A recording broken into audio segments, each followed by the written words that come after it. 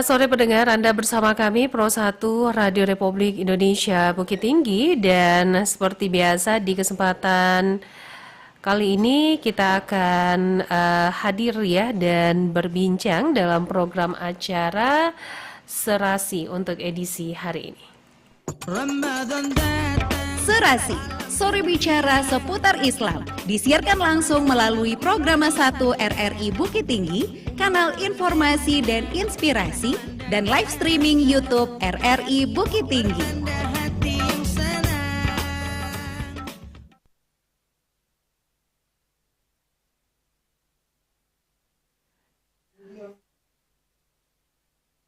Baik pendengar, di kesempatan edisi hari ini tanpa terasa kita sudah berada di langkah kita yang ke-23 di bulan Maret 2024, dan kembali kita bersama pendengar ya di hari ini dalam acara Serasi. Kita akan membahas obrolan kita seputar Islam di sore hari ini, dan kali ini saya sudah bersama dengan narasumber kita, Ustadz Taufik MA. Assalamualaikum Ustadz Taufik. Assalamualaikum warahmatullahi wabarakatuh. Nah pendengar, beliau adalah Ketua MUI Kabupaten Agam, Dr. Taufik MA.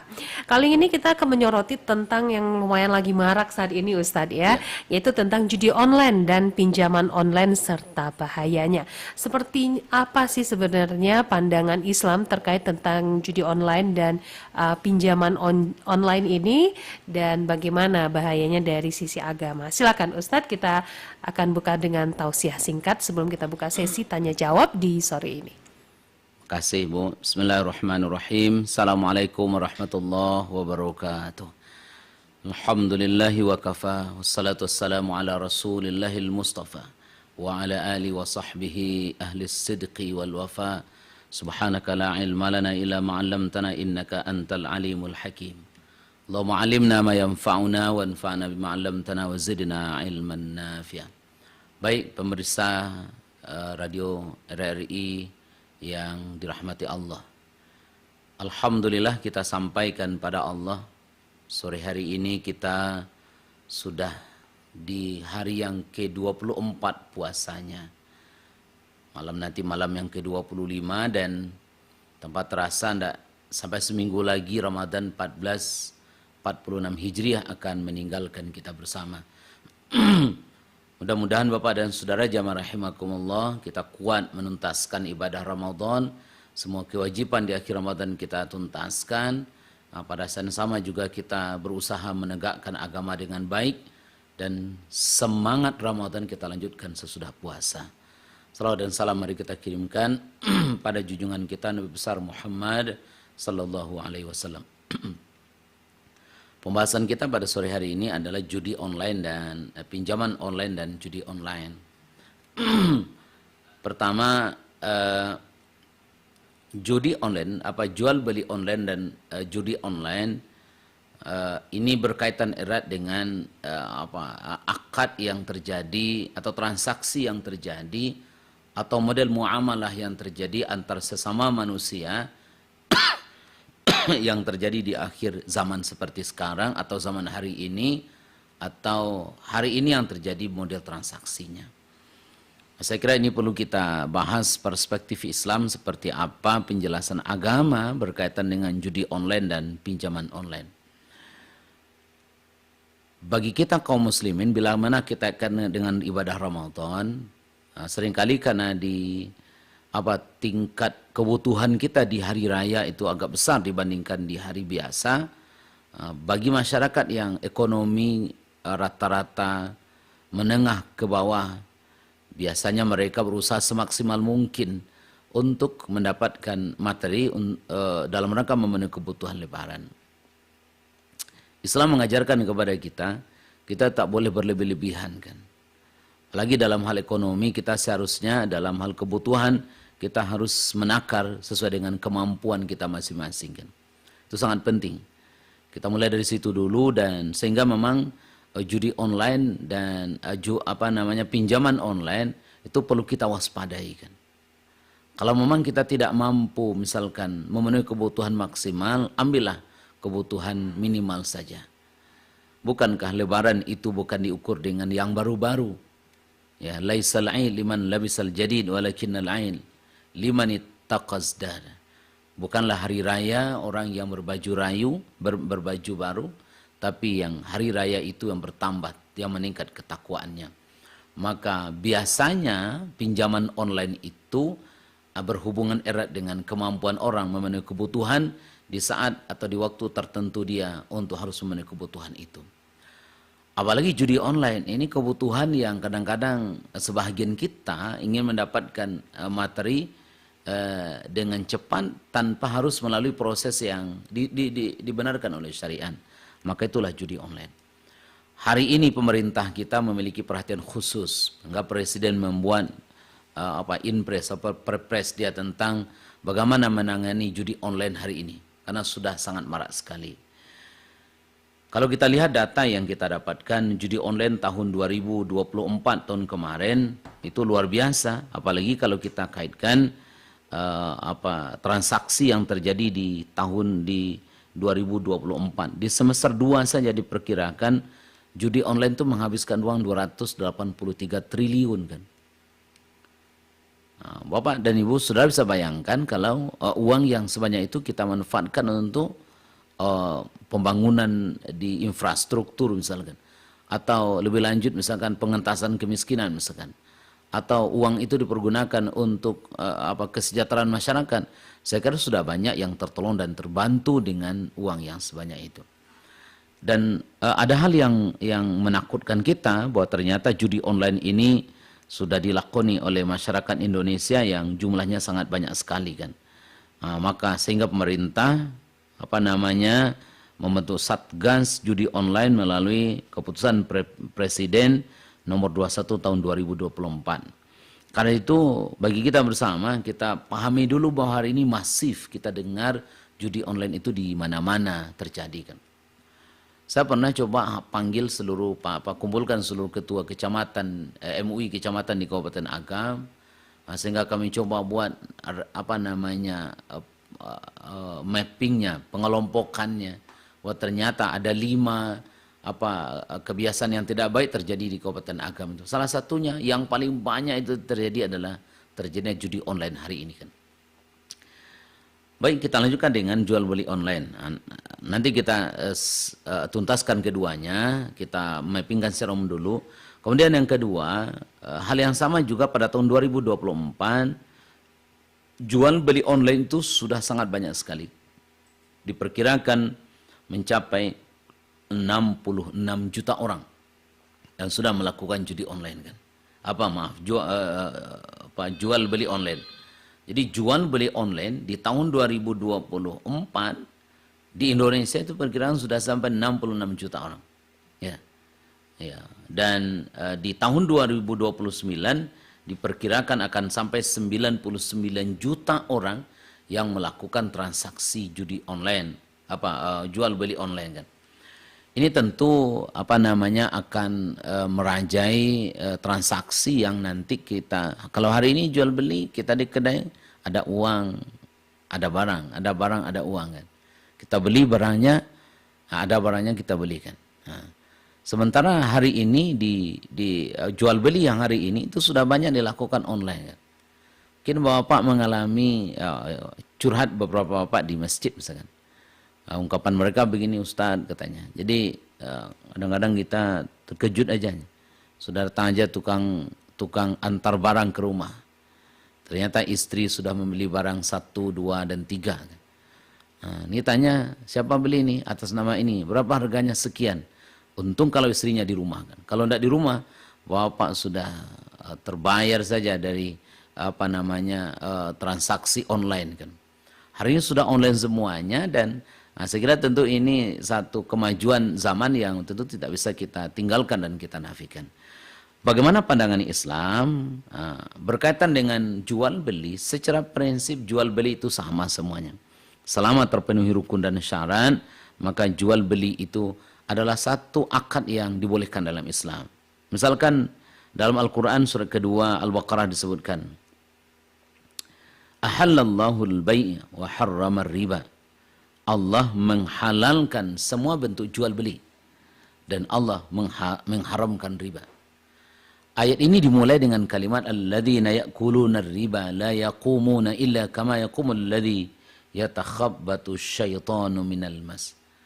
Di pertengahan itu Allah sebutkan ahallallahu al-bai'a wa harramar riba. Allah menghalalkan semua bentuk transaksi jual beli. Online kah, langsung tunai kah, non tunai kah, apapun bentuknya.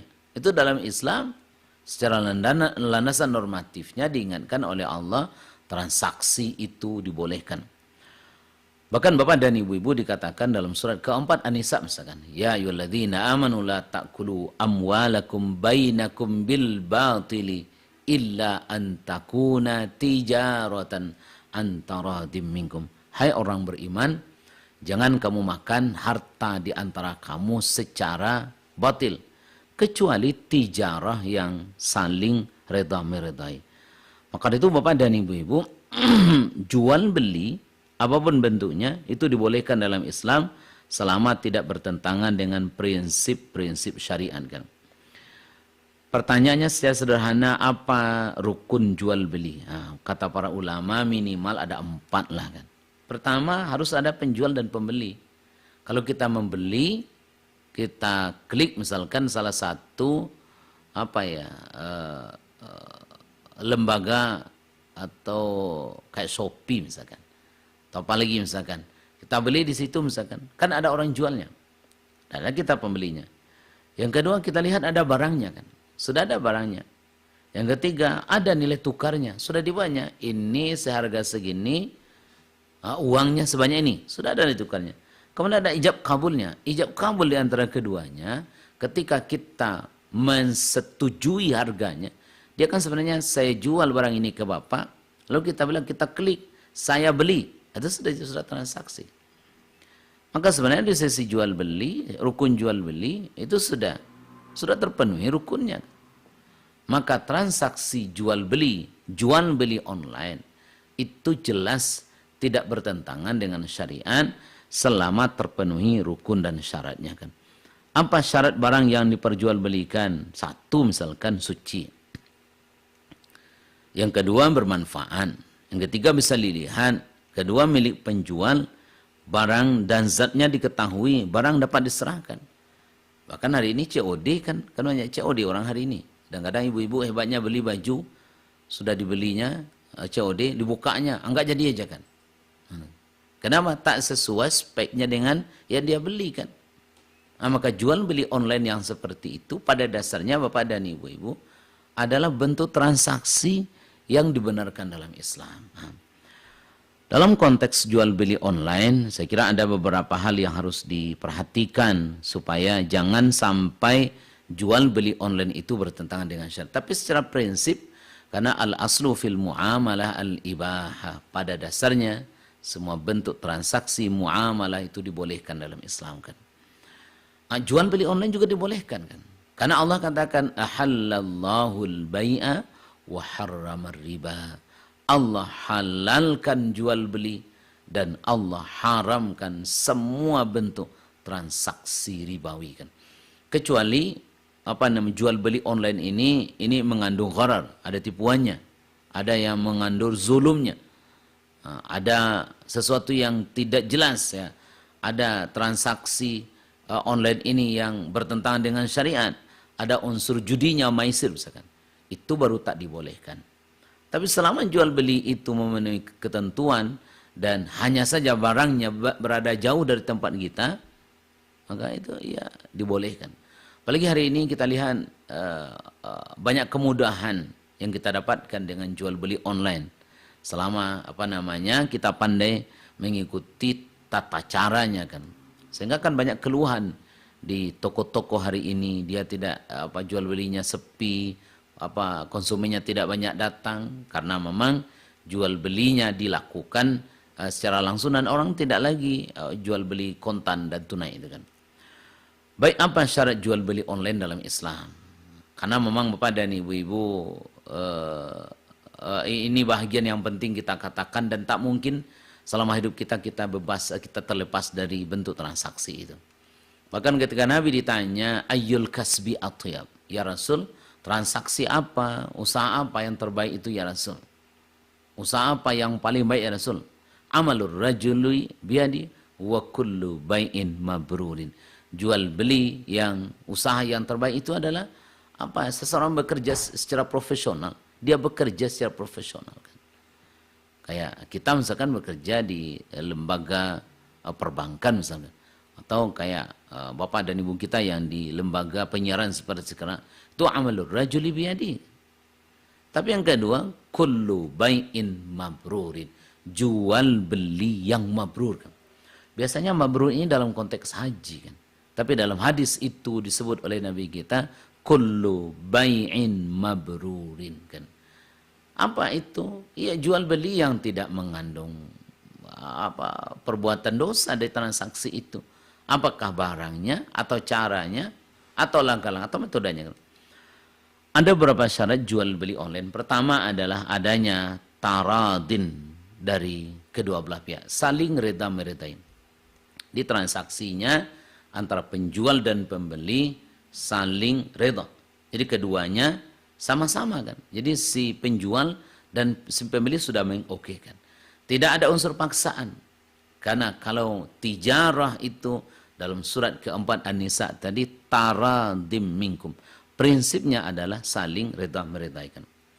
Yang kedua adalah terdapat pelaku akad atau penjual dan pembeli. Nah, ini jelas. Tidak mungkin kita membeli barang kalau kita tidak ada kan, atau penjualnya juga tidak ada kan. Meskipun itu misalkan diletakkan di di sebuah tempat yang lembaga yang menyiapkan untuk penjualan barang itu misalkan, ya kan, maka kita ya kedainya di situ, kita kan sudah bertransaksi, kita yang membeli dan dia yang menjual kan. Dan saya kira di semua lembaga itu ada yang orang yang atau lembaga yang penjual dan kita yang pembelinya. Yang ketiga adalah ada objek barang yang diperjualbelikan. Biasanya kan kalau kita beli online kan kita preteli dulu kan. Bahkan ada yang lebih hebat lagi, orang yang menjual dilihatnya berapa banyak orang yang penjualnya yang berapa banyak orang yang sudah bertransaksi di lembaga itu, dan berapa banyak orang dilihatnya komentar orang lagi kan. Asal begitu kita kalau membeli barang kan, sebagai jaminan bahwa lembaganya ini terpercayakan. Yang keempat adalah, yang kelima adalah yang keempat adanya harta yang diperjualbelikan atau objek yang diperjualbelikan. Dan yang kelima, terdapat objek barang yang diperjualbelikan diketahui oleh kedua belah pihak yang sudah disepakati. Jadi memang barang yang kita jual, barang yang sudah kita beli misalkan di online itu tentu kita sudah tahu harganya dan yakin bahwa tidak ada unsur paksaan secara prinsip antara penjual dan pembeli dalam hal jual beli online. Maka itu kalau boleh kita katakan, salahkah jual beli online dalam Islam? Sebenarnya tidak kan, boleh saja. Jadi orang menjual secara online itu diperbolehkan dalam Islam karena perdagangan itu adalah sesuatu yang dihalalkan oleh syara kan.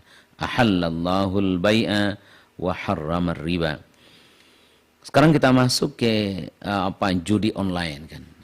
Judi online. Kalau transaksi jual beli online, kesimpulannya selama terpenuhi rukun dan syarat jual beli, selama kedua belah pihak redha, selama tidak ada unsur maisir, gharar, zulum, maka transaksi jual beli online itu dibolehkan di dalam Islam. Baik Bapak dan Ibu-ibu hadirin berbahagia, sekarang kita masuk ke judi online. Pertama, prinsip dulu bahwa secara normatif apapun bentuk judi itu haram kan. Nah, walaupun dibungkus orang misalkan kadang-kadang kan sekarang banyak orang mempermainkan istilah. Kadang-kadang dikasihnya juga dibungkusnya dengan syariah kan, atau dibungkusnya dengan Islam kan. Selama judi itu apapun bentuknya, online atau tidak, itu dilarang dalam agama kita. Dalam surat kelima misalkan diingatkan Allah, surat Al-Maidah, ya ayyuhalladzina amanu innamal khamru wal maisiru wal ansab wal azlam rijsun min amali syaitan fajtanibu. Kata Allah, hai orang beriman, innamal khamru, khamar, minuman yang memabukkan, wal maisiru, semua bentuk transaksi judi, wal ansab, berkorban untuk berhala, wal azlam, mengundi nasib dengan anak panah, rijsun, najis kan, min amali syaitan, itu perbuatan, bahagian dari perbuatan syaitan, fajtanibu, jauhi di kalian kan. Jadi kalau tadi jual beli online, selama transaksi terpenuhi rukun sudah selesai. Jadi kalau kita hari ini coba semua semua objek kadang-kadang diperjualbelikan orang kan. Sehingga saya sering pameokan ke ibu-ibu sekarang yang di COD itu enggak barang aja, kadang istri di COD juga kan. Nah, kan kirimnya ke tukang ojek, tolong antar istri saya ke sana, itu COD kan. Sampai sebegitunya hari ini kan. Hati-hati ibu-ibu, nanti di COD kan suami nanti kan. Kan. Jadi jual beli online itu sudah masif dan nggak mungkin itu di majelis ulama pun ya itu sudah bahagian dari sesuatu yang al-ibahah yang dibolehkan selama terpenuhi rukun syariat. Baik, kata Allah Subhanahu wa taala kaitan dengan judi online, bahwa seperti kita katakan tadi bahwa judi online itu sudah masif di Indonesia kan. Sehingga pemerintah kita pun hari ini sudah membentuk Satgas, sudah membuat kepres tentang pembentukan Satgas nomor 21 tahun 2004 untuk memberantas judi online itu kan. Kenapa ini ada Bapak dan Ibu Saudara? Karena memang itu tadi kan, ini sudah mengakar dan mendarah mendaging di masyarakat. Sehingga memang jual transaksi seperti lakukan judi online itu salah satu bentuk pilihan orang kan.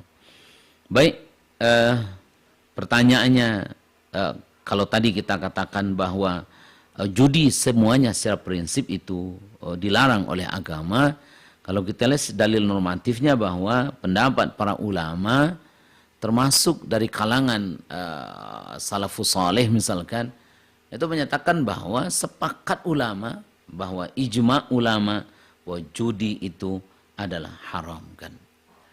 Bisa tidak dibungkus dengan syariah? Nggak ada judi syariah kan. Nah, kenapa? Karena kadang-kadang orang mempermainkan kata kan, dan dianggapnya itu bahagian dari bentuk melegalisasi perbuatan yang salah kan. Di agama kita selama apalagi kita lihat hari ini transaksi yang seperti itu tumbuh kembang dalam bentuk nama yang berbeda-beda kan. Saya nggak tahu juga nama-namanya, tapi yang paling masyhur itu kan slot kata orang kan. Ya kan? Nah, ada jamaah di salah satu masjid yang dia kerja di rumah sakit kan. Apa katanya? Biasanya Ustadz katanya kalau adik-adik yang kerja PHL itu kalau sudah santai-santai dia bersandar di dinding, itu judi online tuh. Nah, saya nggak tahu apa betul apa tidak, tapi itu yang terjadi di masyarakat kita kan. Oke, baik Ustaz. Oke, baik pendengar, seperti biasa kita akan buka telepon ya untuk Anda yang akan bergabung. Kami tunggu di 0811 6699 480. Halo, Assalamualaikum. Halo, Waalaikumsalam warahmatullahi wabarakatuh. Sore bicara seputar Islam. Iya, baik. Dengan Untuk di phone dengan buku kertas salah. Oke, Kenapa silakan. radionya mati ini? Jadi aku tidak bisa monitor. Oke, baik. Apa dengan Ustaz siapa ini? Dengan Ustadz Taufik. Halo, Assalamualaikum warahmatullahi wabarakatuh. Ustaz Taufik. Halo, Ustaz Salam. Taufik dari Salam. Studi 4 di 67 Kota Solok. Iya, silakan pertanyaannya Apa Uncu. temanya nih? Tentang judi online. Oh, judi online dan pinjaman online serta bahayanya. Nah, kenapa ya orang kalau udah tersesat, udah kepepet tuh marah sekali, pikirannya tuh bukannya panjang tapi pendek gitu. Atau apalagi ya kenapa ya judi online itu bisa merayu, kan kita yang punya HP tidak sengaja kita tidak pencet apapun ya tiba aja iklan perayu, iklan mendadak, iklan otomatis perayu judi online. Nah itu kalau orang udah putus tuh tidak panjang pikirannya, selalu aja pinjaman online atau kan udah tahu tadi itu bahayanya gimana gitu. Iya, Itulah baik, pertanyaan Uncu. saya. Udah jelas ini deh. Nih Iya. saya dengar jawabannya di sini boleh nih karena radionya mati. Oke, baik, langsung aja Ustaz. Baik. Ah ya. Makasih Uncu dari Kota Solok. Pertama, tadi kesimpulan kita semua bentuk judi itu haram kan. Apapun bentuknya, online atau tidak, itu sudah perbuatan dosa, sudah sepakat itu. Ada alasan kenapa diharamkan jual beli online. Barangkali saya kira untuk menyempurnakan apa yang Uncu tanya tadi. Pertama adalah judi online itu dapat merusak iman, dapat merusak hubungan sosial dan merusak harta kan.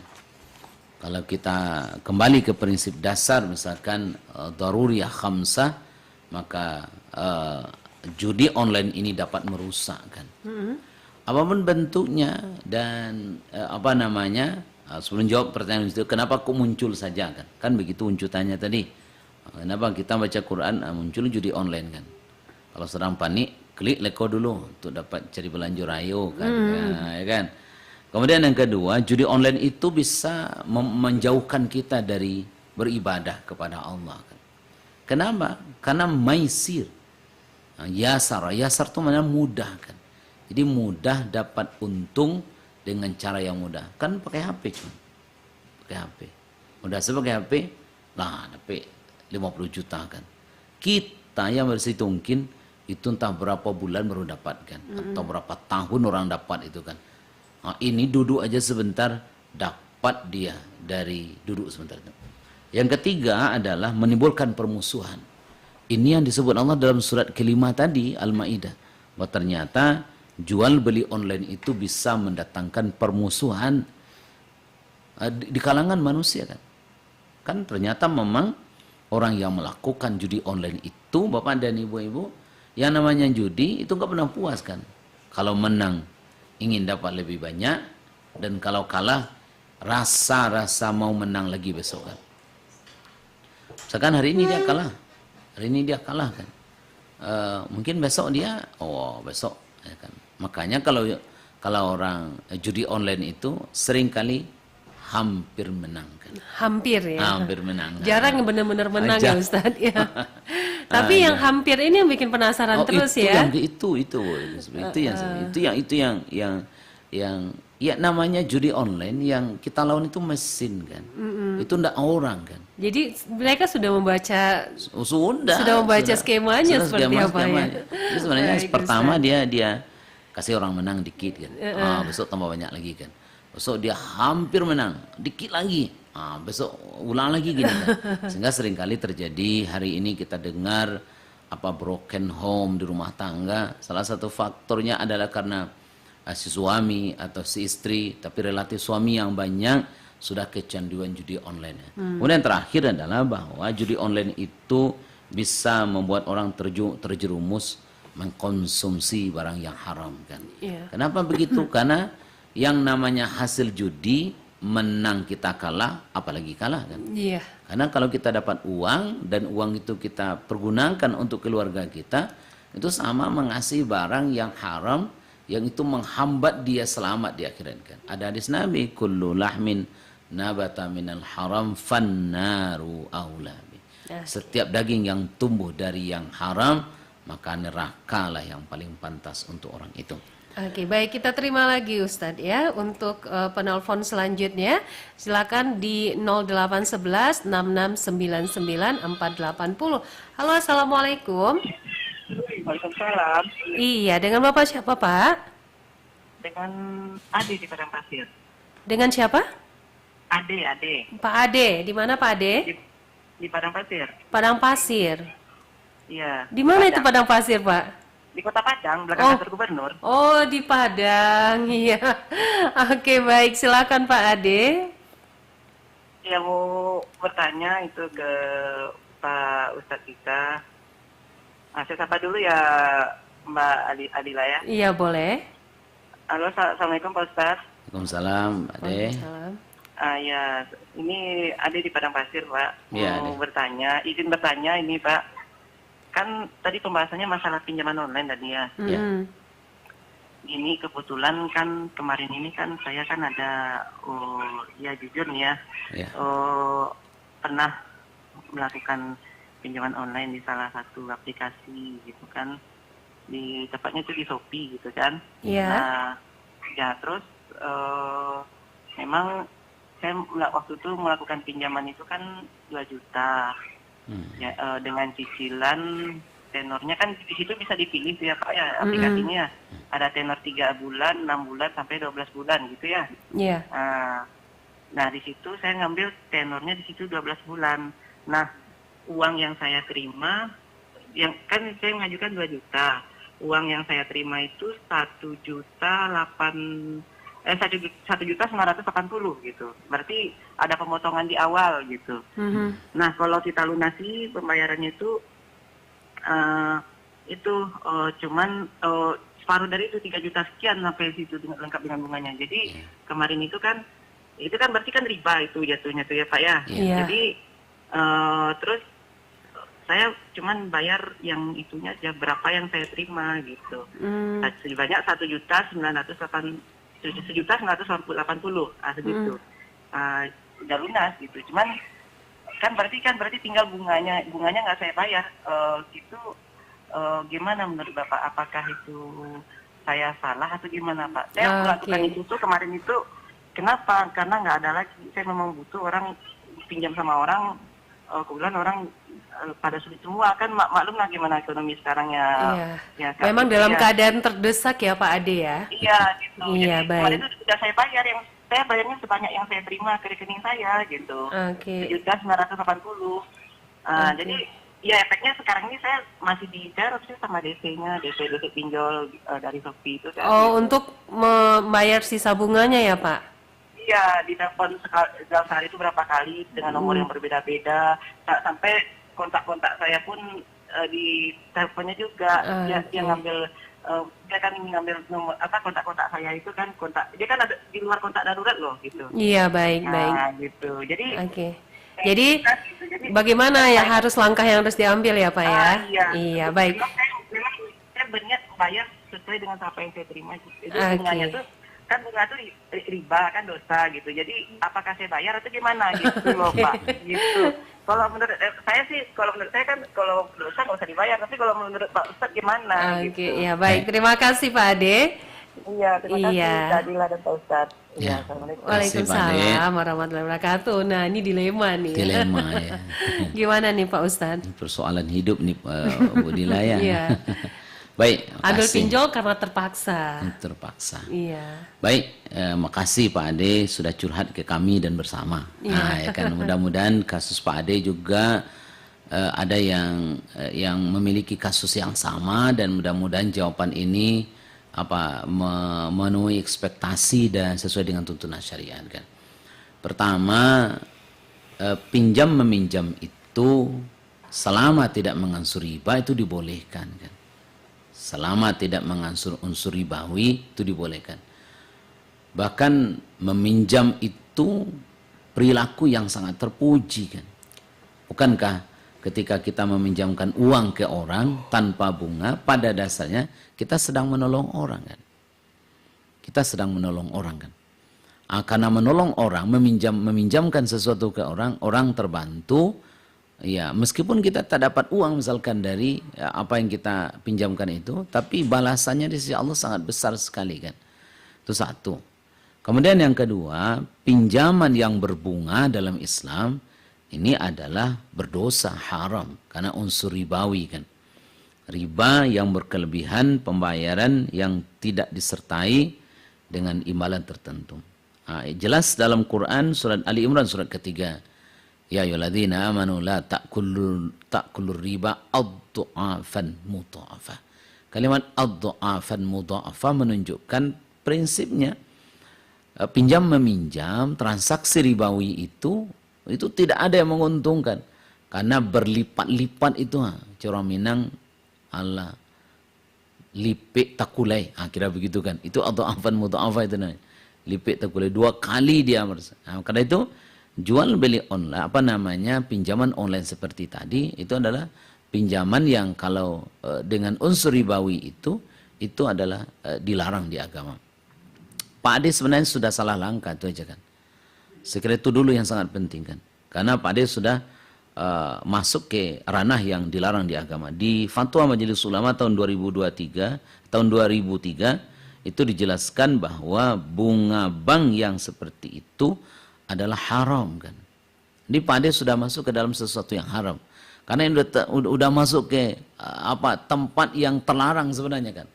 Jadi Pak Ade sudah melangkah ke sesuatu yang sebenarnya tak dibolehkan di agama. Apakah berlaku karena unsur darurat? Darurat itu sebenarnya pilihannya hidup dan mati kan. Apa tak ada lagi pilihannya kan. Dan saya kira masih banyak pilihan yang lain kan. Apakah memang kondisinya sangat tak mungkin lagi kalau tak pinjam mati? Kalau tidak seperti itu maka transaksi yang seperti yang dilakukan itu adalah transaksi yang dilarang kan. Kalau Pak Ade hari ini misalkan sudah meminjam, sudah menyepakati pula kan, dan sudah oke kan transaksinya. Sekarang sudah Pak Ade pinjam, sudah lunasi sebanyak berapa tadi? 1.900.000. Berarti itu pokoknya sudah dibayar. Pokoknya saja kan. Sementara yang bunganya belum dibayar kan. Nah itu gimana nih? Yang jelas pertama tadi saya katakan Pak Ade sudah terlanjur melakukan perbuatan haram. Saya kira kalaupun itu dilakukan, tidak dilakukan, ini kan hubungan sama manusia lagi kan. Pak Ade sudah melanggar janjinya kan. Bagaimana kalau tak saya bayar? Yang jelas apapun dilakukan sekarang sudah melakukan. Sudah terlanjur kan. Berarti tetap harus dibayar itu. Harus dibayar kalau seandainya memang ya transaksinya kan sudah perilaku yang salah tuh kan. Berarti apalagi dengan tadi dia diteror terus kan. Iya. Kan berbahaya juga itu kan. Kemana mesti nggak bisa lari itu. Pasti kena itu kan. Pasti kita karena itu sebenarnya kalau Pak Ade mencari pelebal atau penghalalan di agama udah nggak bisa lagi. Karena dari awal sudah salah kan. Maka kata orang Minang kan itu sama dengan cuci baju dengan air pipis kan. Itu sudah selesai kan. Saya kira begitu yang bisa Pak Ade. Tapi kalau sama manusia selesaikanlah itunya dan tetap harus dibayar ya Pak ya. Karena memang sudah terlanjur pekerjaan yang salah kan. Oke, baik Pak Ade, semoga ini jawaban dari Ustaz Taufik ya di sore hari ini bisa menjadi pencerahan Pak Ade nih ya yang masih galau harus bayar atau tidak ya. Tapi disarankan untuk bayar ya Pak ya. Oke. Baik pendengar silakan di 08116699 480. Kami masih menanti atensi Anda pendengar ya buat yang akan bergabung ya terkait tentang pinjaman online dan judi online serta bahayanya. Kita masih akan berbincang dengan narasumber kita Ustadz Taufik MA di kesempatan sore hari ini. Baik, kami Ustadz misalnya nih kalau terkait tadi kita bahas sedikit utang ini Ustadz ya. Ketika kita meminjamkan sejumlah uang kepada seseorang tanpa bunga dan memberikan keringan tapi nggak dibayar-bayar, ini gimana Ustadz? Oh, ini masalah lagi nih ya. Iya, masalah lagi. Kita udah memberikan keringanan nih. Ketika mereka butuh bantuan sudah diberi. Tapi tidak ada itikadnya untuk lupa langsung amnesia gitu. Ini tidak online, Bu. Tidak online misalnya. Oh iya. Dan memang itu jadi bagi kita yang meminjam itu seharusnya mesti diingat betul itu bahwa kita sudah ditolong orang kan. Sering itu kan. Iya. Kadang-kadang meminjam setengah meminta kan. Nah, itu kan. Jadi pinjam, ketika minjam, pamai orang awak kan kalau minjam lidah lunak kan. Lunak pada gigi kan. Gigi lunak pada lidah kan. Tapi kalau lah membayarnya orang lo dibangi kan. Itu saya kira itu bagi peminjam itu dosa besar itu. Karena dia tidak mau membayar hutangnya ke orang kan. Apalagi bagi yang kita yang meminjam ini sudah manfaat yang sangat besar kita berikan ke orang kan. Saya kira itu Bu Dila. Iya. Apakah misalkan sekarang kan orang sering kata begini, apakah ketika uang saya tak dibayar orang misalkan, apakah uang saya hilang aja? Enggak kan.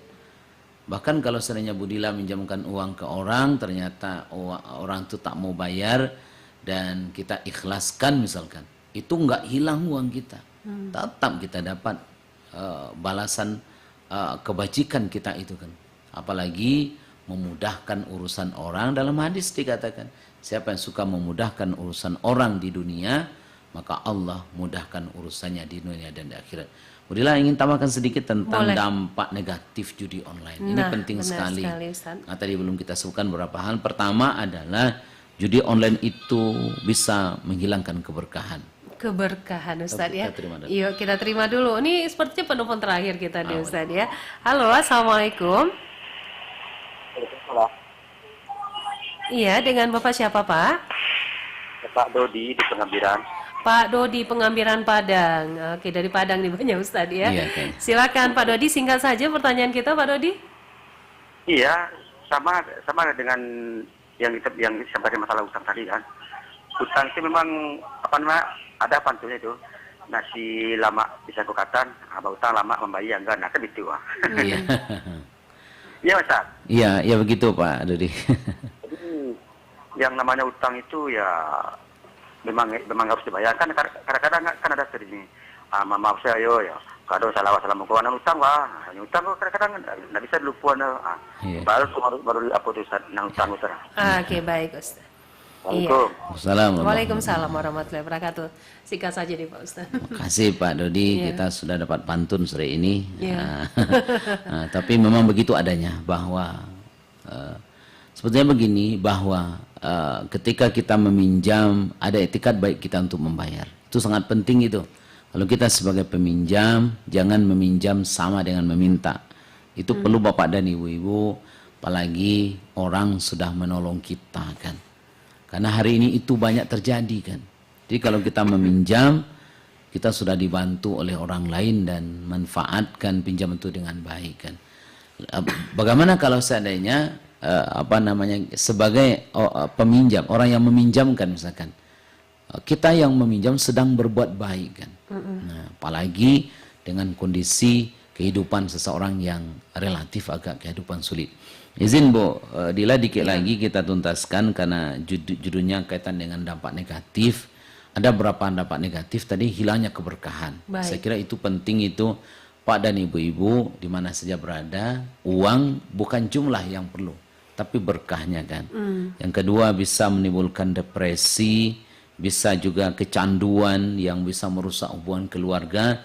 Yang sangat fatal itu adalah dampak negatif dari judi online adalah terjebaknya di hutang yang biasanya akan menjadi kecanduan kan.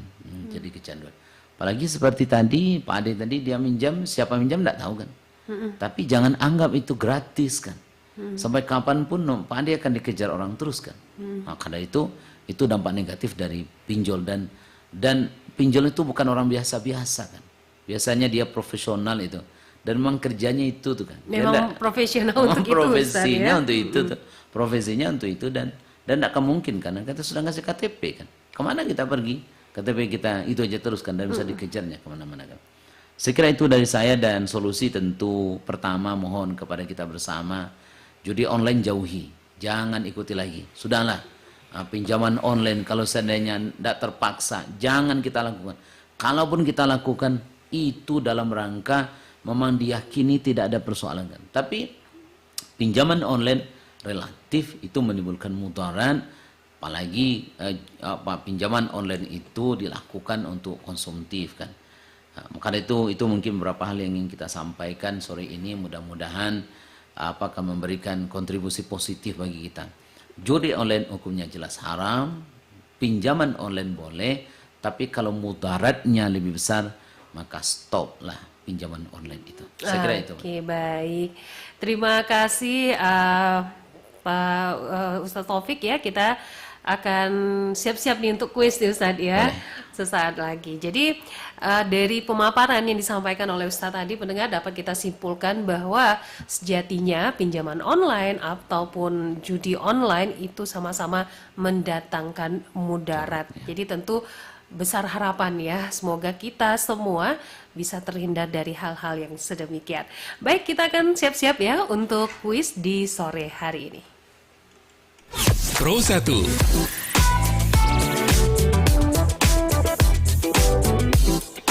Kanal informasi dan inspirasi.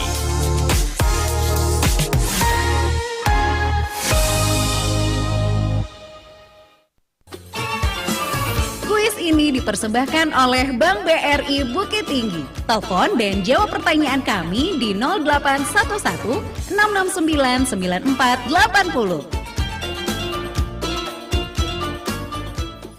Baik Ustadz, silakan ya untuk sesi kita kali ini dalam kuis ya. Jadi buat Anda pendengar, silakan siap-siap ya. Kita akan tunggu di 0811 66 99 480. Silakan pertanyaannya Ustadz. Baik. Mohon didengar baik-baik soalnya. Jual beli online salah satu transaksi yang dibolehkan dalam Islam, dan dia sama dengan jual beli secara langsung atau kontan. Nah, coba sebutkan rukun-rukun jual beli. Penjual, ada penjual dan pembeli, ada barang yang harus dijual. Yang B, ada penjual dan pembeli, nilai tukar yang dapat menggantikan barang. Yang C, ada penjual dan pembeli, harus ada ijab dan kabul serah terima. Yang D, semuanya benar. D, semuanya benar. Jadi pertanyaannya bisa diulangi lagi Ustadz? Rukun jual beli dalam Islam itu A, harus ada penjual dan pembeli dan barang yang diperjualbelikan. B, harus ada penjual dan pembeli serta harus ada nilai tukar yang dapat menggantikan barang. C, harus ada penjual dan pembeli, harus ada ijab kabul atau serah terima. Yang D, semuanya benar. Oke, ini sudah ada penelpon. Halo, assalamualaikum. Halo, assalamualaikum. Iya, dengan Bapak siapa Pak? Oh, dengan Pak John kembali dari Pariaman. Dengan Pak apa? Pak John di Pariaman. Pak John udah pernah menang Pak? Oh, sudah? Oh, kalau sudah kita kasih kesempatan yang lain ya Pak ya? Oh, nggak boleh dua ya? Nggak boleh Pak. Oke, kita kasih kesempatan ke pendengar yang lain ya Pak ya? Oh iya, tapi yang jelas ini RRI Bukit Tinggi hilang suaranya kembali di Tandikat, ya itu yang penting ya. Oke, baik, nanti kami laporkan ya Pak ya. Terima kasih. Diperbaiki lagi ya. Ya, Iya. terima kasih. Baik pendengar, silakan di 0811 6699 480 untuk kuis kita di sore hari ini. Assalamualaikum. Waalaikumsalam. Iya, dengan Bapak siapa Pak? Bapak Hendra. Bapak Hendra sudah pernah menang Pak? Belum. Belum. Bapak Hendra di mana? Di Batu Sangkar. Di Batu Sangkar. Silakan jawabannya Pak Hendra. D, semua benar. Betul Ustadz? Iya, betul. Betul Sama, sekali ya. Oke, terima kasih Pak Hendra. Nanti Bapak bisa hubungi kami setelah acara selesai ya Pak? Iya. Oke. Ke nomor ini. Iya, ke nomor ini. Oke, makasih Pak Hendra. Yo. Baik pendengar, itu tadi pemenang kuis kita dari Batu Sangkar, Bapak Hendra. Terima kasih Ustadz ya, semoga sama-sama. ini bisa menjadi fokus pembelajaran untuk kita semua ya. Oke, kita akan ketemu lagi besok di waktu dan jam yang sama. Sore bicara seputar Islam di Pro 1 RRI Bukit Tinggi, kanal informasi dan inspirasi.